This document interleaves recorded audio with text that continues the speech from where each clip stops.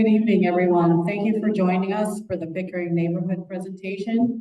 For those of you that are on Zoom, if there is a question, you can put it in the webinar chat. And also, if you, for some reason, at any time, please let us know. With me from the school department is Ms. Deb Ruggiero, who is managing the Zoom. And I will pass it over to Mr. Smith from the mayor's office. I'm Daniel Smith. I'm the policy director in the mayor's office. That's it.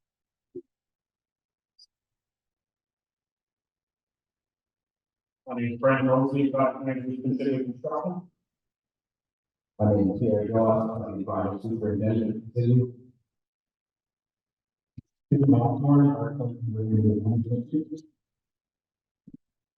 I'm Craig DiCarlo with Left Field, the owner project manager. And I'm Lynn Stapleton, also from Wellfield. So thank you again for joining us. One of the things that we want to start off with is just a recognition that this project, like all construction projects, are going to involve some disruption. One of the things that this team up here has been working on for the last months and years is techniques and strategies to minimize that disruption, both for the students and staff who are in school, but as well as for neighbors. And one of our goals tonight is to present you with some information that will hopefully answer questions that you may have, but then also open things up and take your questions, give you answers. And if we can't give you an answer tonight, that's something we can go back, come up with an answer, and we can post it on our website. So before we get started, when we do get to the point of asking questions, there's a microphone up here in front of the table. We would ask that you come up and ask your question into the microphone so that anyone who's joining from Zoom can hear them. And we're also making a recording of this so that if your friends and neighbors are asking, saying, hey, wish I could have made it, but I didn't, you can point them to our website and we'll have this recording there for them. So without further ado, we're going to give you a little project orientation just to catch you up to where we are, and then we'll take it from there. So the schedule you see here on the screen is the schedule that we have been working toward for quite some time now. We are hoping to get a jump start and start in late May, or right around this time frame, with the start of early construction. And this is our early enabling work to allow us to relocate the school's assistant school's playground so that we can start building construction on the site of the existing asphalt play area. But this has actually slipped back to the original start time, somewhere closer to the end of June, because we're still working through a few permitting issues. Well, they're not problems, but just permits that we have to work through and receive approval to proceed. So the intent is to start sometime after school's over in June, and this construction will run through December of 2026 with the school opening in early 2027. Thank you, Lynn. Next, we'll turn things over to the design team. Stephen, he'll walk us through some of the images and information about the project in general. This first slide is really just for orientation if you're with us tonight, I'm sure you're familiar with the site. But some of the diagrams you're going to see later on tonight are in the same scale, same orientation. So the school site you see here, middle of the page, is bounded by between Sluice Pond and Flax Pond. You can see the existing schools, Pickering, Sisson, and the school site, which is comprised of both the existing school property and also Magnolia. A couple slides here just to show you, we're going to be talking a lot about construction logistics and other things, but let's just think about where we're headed and what this is going to look like when we're finished with the project. And so a couple of these images here, the first one here is a bird's eye view sort of above flex one. And looking towards on the left-hand side, you can see in the red brick is the existing Pickering system schools without the modular. And its place is coming out towards Magnolia Field is the new Pickering Middle School. Pinona was behind it, Magnolia is there on the right-hand side. And this image kind of shows some of the other site improvements that are going to happen. Of course, additional parking for staff and visitors. The route, which is important to note, for the bus drop off and all the vehicular traffic coming onto the site for the new Pickering Middle School, it's going to occur off of Magnolia. One way, kind of clockwise loop around the new parking lot and back down to Magnolia. So that keeps traffic off of Sonoma. And again, this is the plan for the new school and once complete. The next slide is just a zoom in close up of the new building. You can see it's comprised of 5 story spaces in the field, but only 4 stories on the back side of the facade. You can see some the relationship between the school and the existing system school, and that's what the building's going to look like here at the bus drop off. And you can see some of the opportunities for the school. There's a learning that increase some outdoor exposure for the school.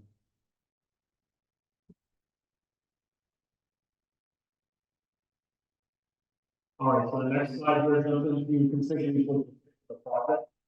It's going to be our trucking route that we have dedicated for all construction vehicles coming to and from the job site. So coming off of 95, going down the street to Broadway and then go up Magnolia. The goal of this is to keep everyone out of the surrounding neighborhood as much as possible. Keep the big deliveries and trucks on Main Street away from the and the smaller roads to try to avoid the congestion that we know will be an issue around the site. So that will be dedicated in, same way out, as long as that's going to work for the neighbors, for the building.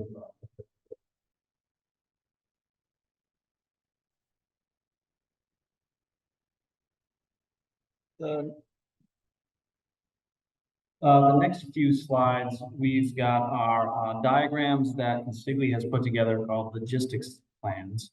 And then we've overlaid these very bold graphics to help draw attention to things that we think are most important to the neighborhood.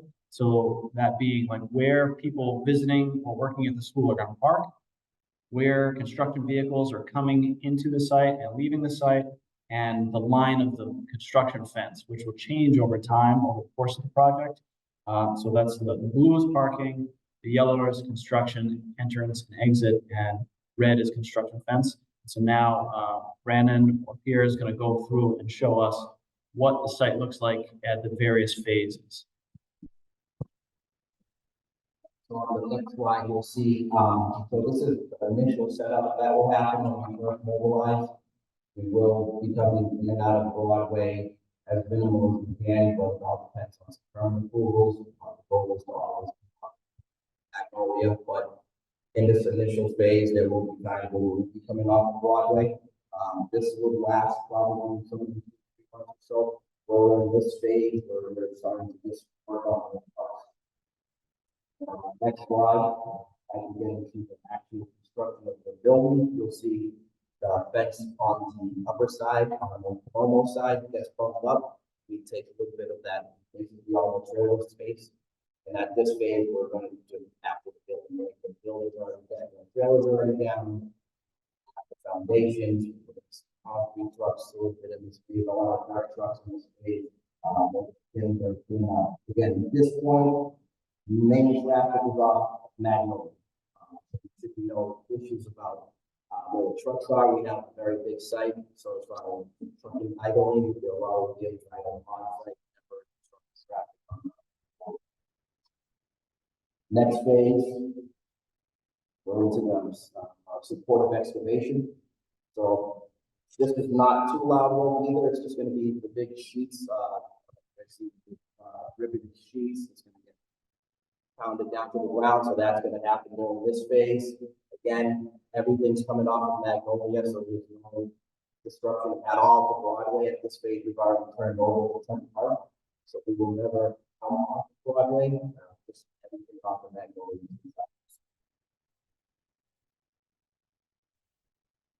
Once we're through the SOB in our foundation, you'll start seeing a crane on site sometime in the late December timeframe, late December, early January timeframe. At that point, that's when we'll start the structural steel portion of the project. That's only on 3 to 4 months, but the way the site configuration will stay the same until the summertime. The only time that we're going to change the site again at the summertime, because we have some order to do with the parking lot on this side of the, on this side of the system. Then on the last slide is basically the now. And then we turn over the field, that's the parking lot, school's done, and I'm trying to get out of the way.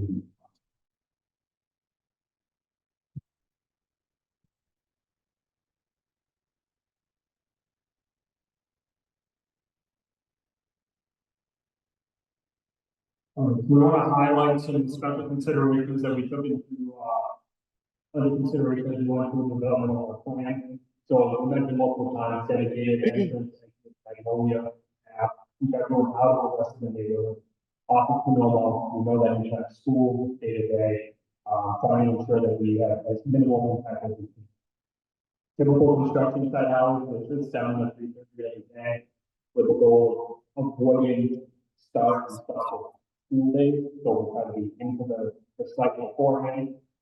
Won't be leading with traffic people afterwards, so trying to manage bus drop off, students drop off, parents and stuff like that.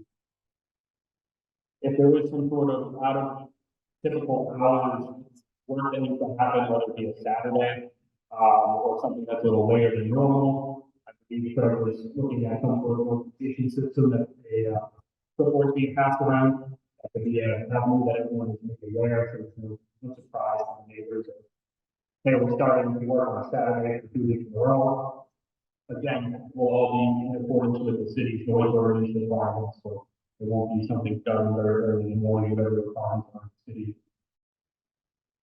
Then a big role will separate from the so you're going to see a solid fence on every single one of those logistics plans, keeping our entry away from school, students, and staff, as well as the general public, and want to make sure that the construction is and safety is the point of the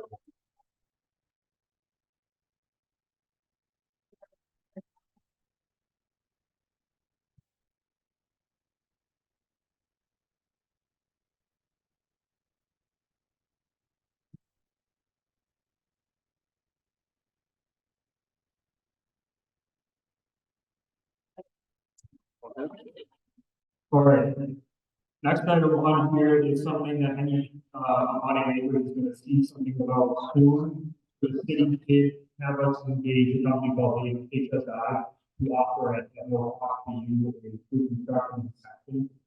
So this would be inside and outside of the home. Is there anything that could potentially be an issue moving forward? We don't have any large, like there are similar projects where you do glass and it's not happening here. But that sheet work is like a board, feel a little bit during the day while we're working on it. We don't anticipate any sort of issues with your homes, but it is something the city wants to go above and beyond and offer that to you. So something cannot happen. You have that documented beforehand. You see an issue with your home during construction. We very easily say, yes, this happened. So you'll see letters from that company coming out in the next few days. We just finalized that draft last week. Participation is voluntary, not required, but it's something.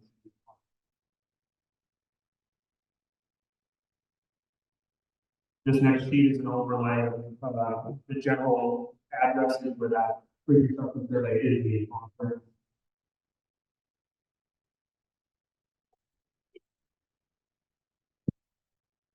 And we realize that on top of the Pickering project, there'll be 2 other, the Broadway and Linfield Street projects going on at the same time. And we'll be doing, our best to stay coordinated with that so that, we can minimize the disruption and not create bigger problems, for either of the projects.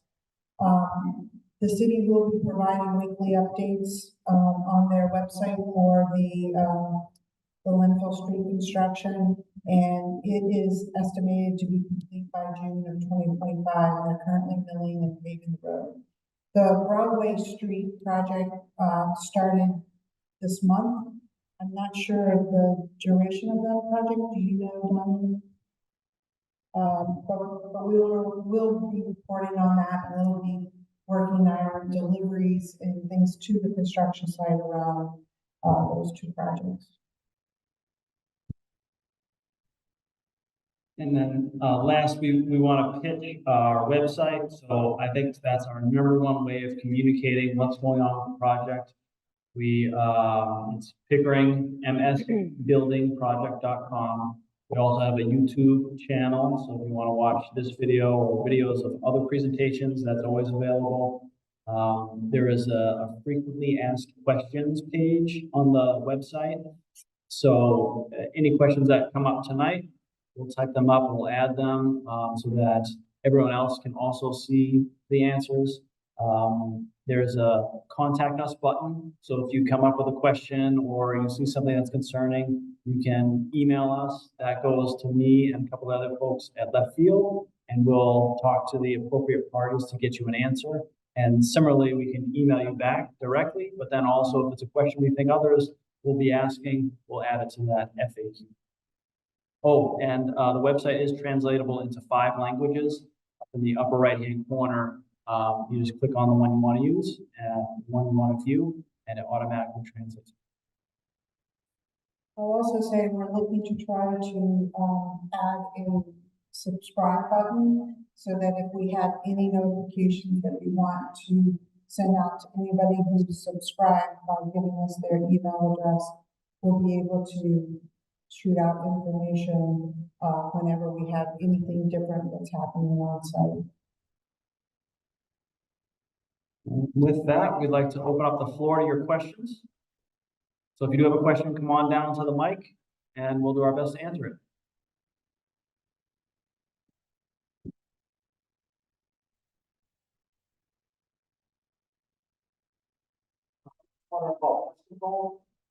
Our city already has no problem, like, we have taken on the field, running, right? Whatever else, so I look at the large yacht. Absolutely. Brandon, Pierre, do you have any? Yeah, so what we typically do on projects like this are in residential areas, we set up control with a local company. All depends on the needs, what they see, how they lead, but typically it's. Could be weekly, bi-weekly, monthly visits, depending on what we're seeing. So it's definitely something that we can start putting into quote if that's a concern for everyone. And then they can manage that, and if anyone sees more issues, we can set additional facts for the problem areas we really think. Existing modular and.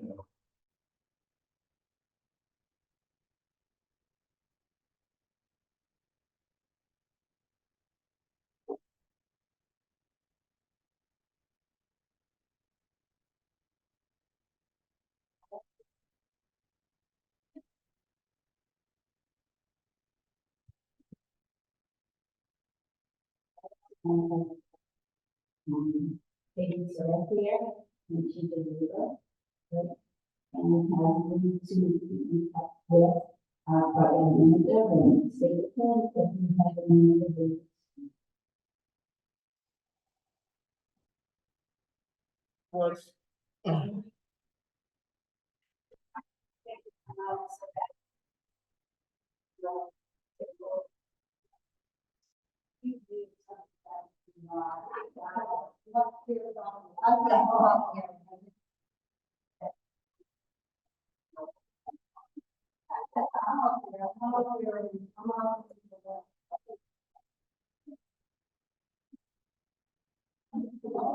My question is, are there gonna be some blasting? And I live right next door to where the building store. Okay, and if so, we'll get advance notice so that our kids and our pets don't get sick. There will be no No glasses.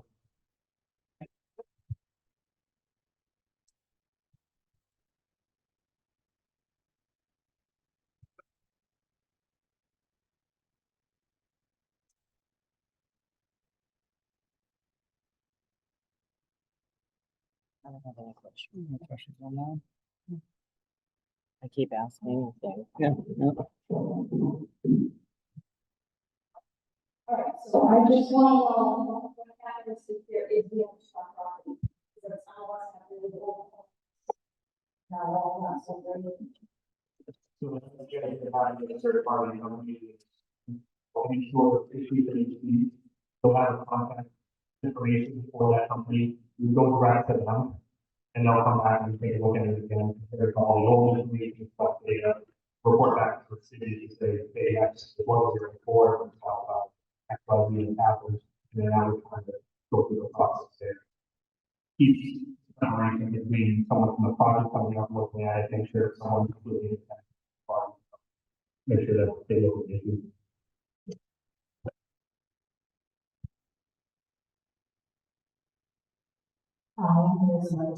On the Winfield Street construction, did you have, did you have an estimated finalization date on the Winfield Street project?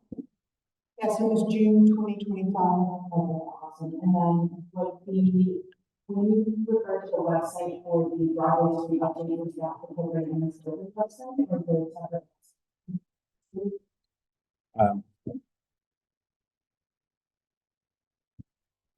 The city of Lynn website would be periodically on the Bay and projects, and then the duration of that one project, the estimated completion is May. And as well, I would like to know that you guys will have to regularly. Yes.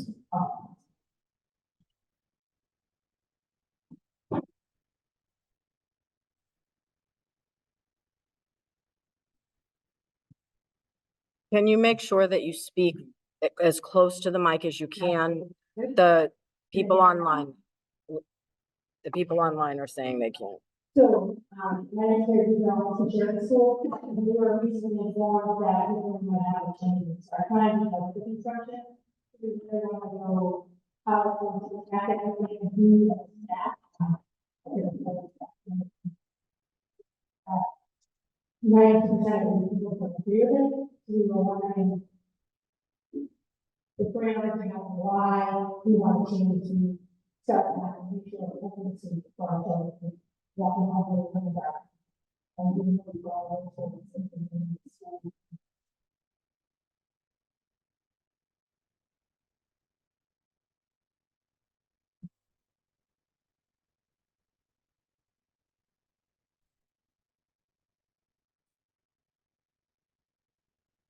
So the survey was put out per request of staff. We didn't initiate that process. We were asked, would we consider staggered start? And so the survey was created to collect feedback from parents, from staff, on what option would work or not. The three options, one of them was to keep it the same. So we're basing the recommendation on the survey that was. Based on the survey,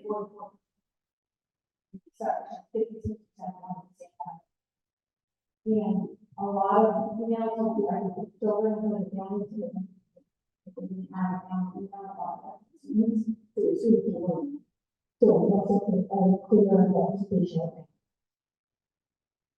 So what would your recommendation be in response? He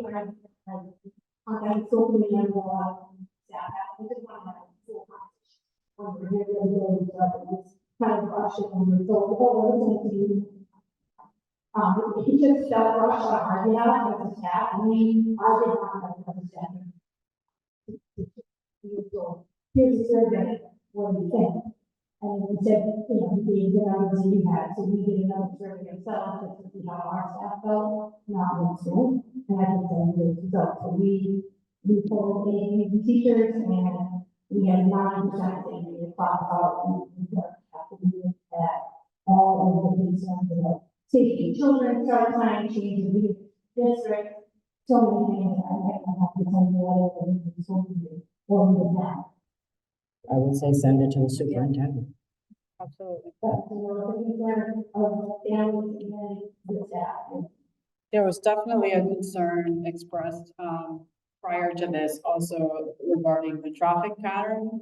And in previous meetings that we've had with this same format and platform, that's been brought up, by a number of constituents in the community, like what's gonna happen with the one-way, with the two-way, the 15-minute staggered provided the separation sort of to be able to, and then we said we would reevaluate once the building was ready to go online, whether we kept it permanent or not.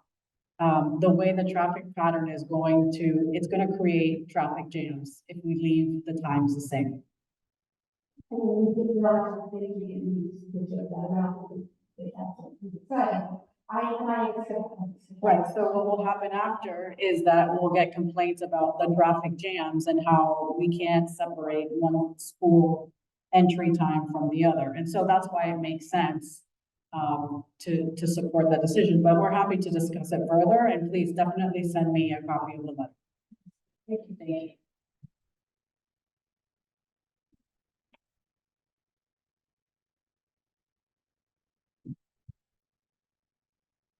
I have a question. I have a question on the webinar. Hello, being that the school will be building right behind our backyard, I'm concerned about the air quality and the dust flowing everywhere. Will there be high fences built and dust nets for air quality control?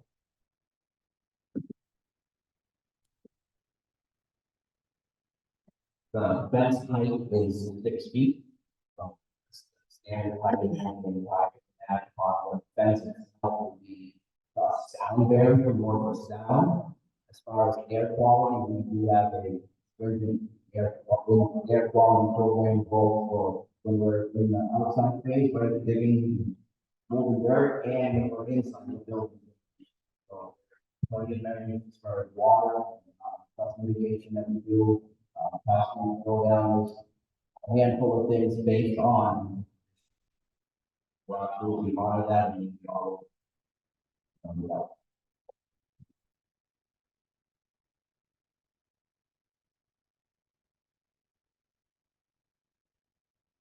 I just had a question about the survey that was sent out. I was wondering why system would not also offer a change sometime. So we actually had, I would say, 6 to 8 different options. Some were Sisson being changed, some were Pickering. The first stage of the process was to give it to transportation to see what bus routes would work. We got 2 that were viable, and they were the 2 that were on the survey. It's not just about the number of buses Pickering has versus Sisson. It's about the bus routes of the whole city and the different traffic patterns of those buses. Yeah, I remember you sharing that with the first people you talked to, transportation. Oh, thank you.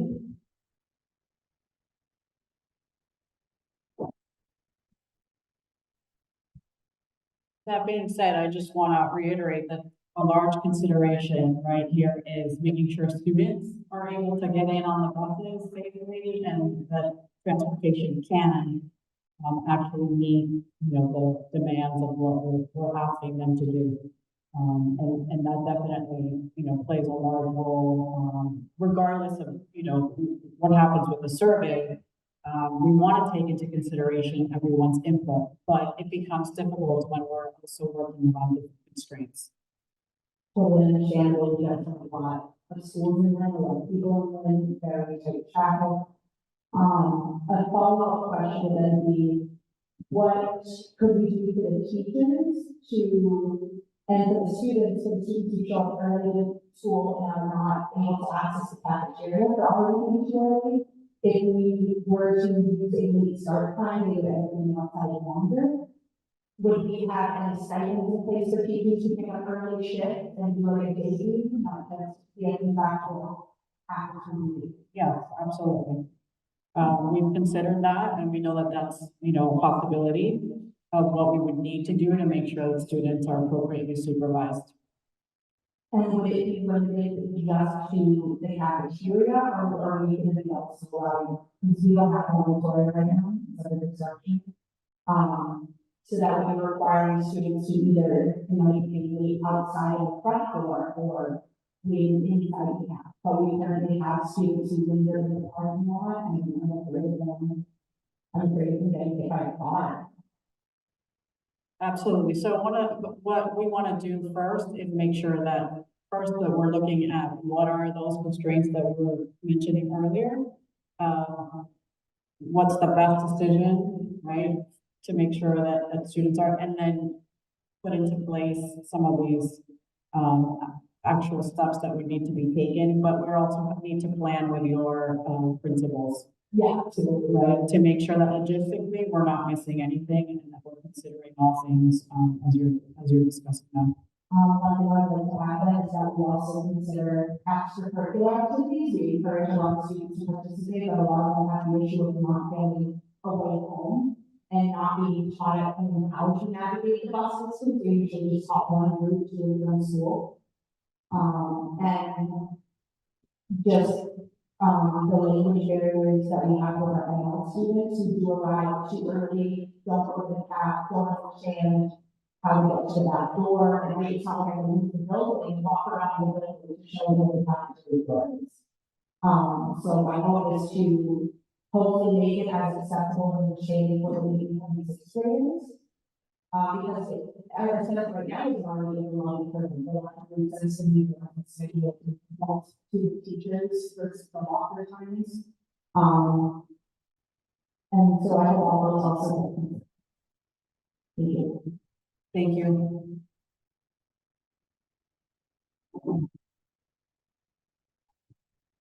I have this question and it's a question. Once I found out the survey, my day. Once I found out that the survey showed everything was healthy, and went well. I called up and then stated to find out how is this and will stop going to affect the construction. And it's not beneficial to the construction. And my number one concern, like I know that we can figure out a safety way of getting cars in and out of that up there by the restaurants. You know, if right now it's one way, why can't we just one school time to it? But the bottom line is, how much time do we need for the Mass Water Resources Association to approve the project? And also the environmental protection. If we don't get them, what's happening? Well, we just recently, got an update, from MWRA, and we're hoping that we will have temporary conditions permit by the end of when school's out. And yes, and we know that, we should be receiving our SEIR certificate from NEPA, by the end of June. Okay, so if that's the case, we have both of them in place. Could we go with the original, where the construction company would come down, Mayfield Street, and we just make molds go into that area? Isn't that all we can do? Absolutely. Right? The only reason why we use entrance would be because that WRA on time, we still want to get the project going, so we want to use all the route to that, we get the basis, the water line, across the site. If I move it, Talking about original already inside. correct, we need to get approvals. If, so that's why we want to show it. That's worst case scenario, that they, whatever project needs to get going, that's our access. But we want to make it, that all very clear that it's not our goal, we do not want. The other thing is, I know for a fact that all the teachers at Sisson have given up a lot. And all the teachers at Pickering have given up a lot for this project. No auditorium, no offices in the mid, and then in so if we can just leave it the same, that's my feeling, because I don't want anything, and I mean anything, to impede this project from going forward at that timeline that we've been discussing for 2 years. And that's all I have to say. Thank you.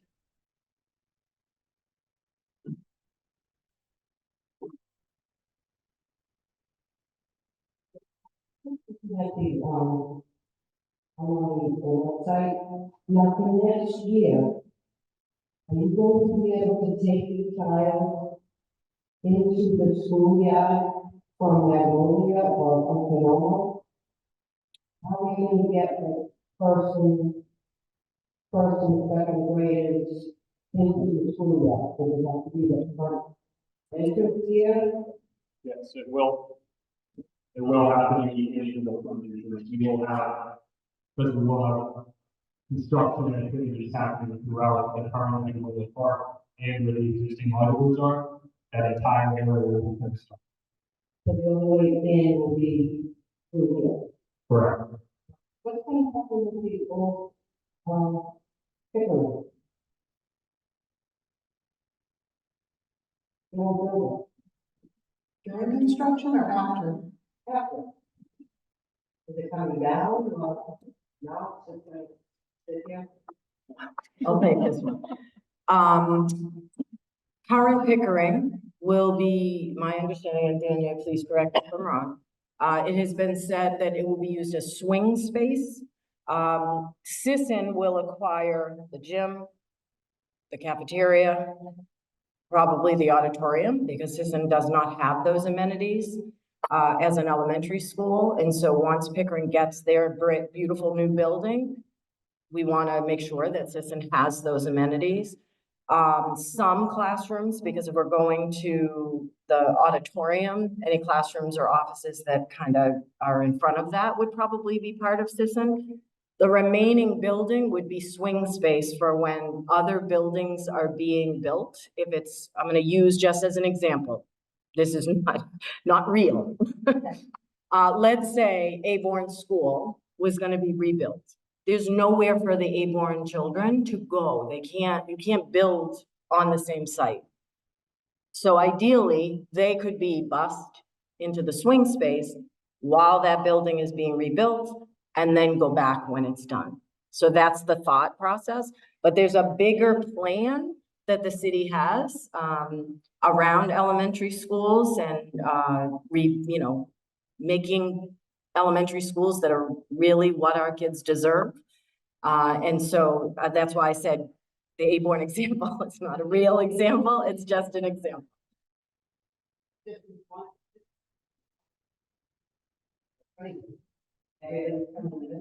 No, so I don't know where Kevin is. Is he behind me? Oh, sorry, Kevin. Go to the final page. So the new principal of Sisson and Kevin Ritterhouse, the principal of Pickering, we're gonna need to work together to come up with in my opinion, some kind of rolling drop-off, rolling pickup, so that there isn't lingering around, that you get your child and you go, and that Sisson would be up here, Pickering. Right now, I'm thinking out back, but we've got to really look at what does that look like? How safe is it? There's work that has to be done in coming up with a plan, but we need to try and separate as best we can so that it's not a bottleneck. In the final condition, it will be on the backside, Pickering, Right. drop off and pick up. And system will be on the front. Yeah. Yeah. Thank you.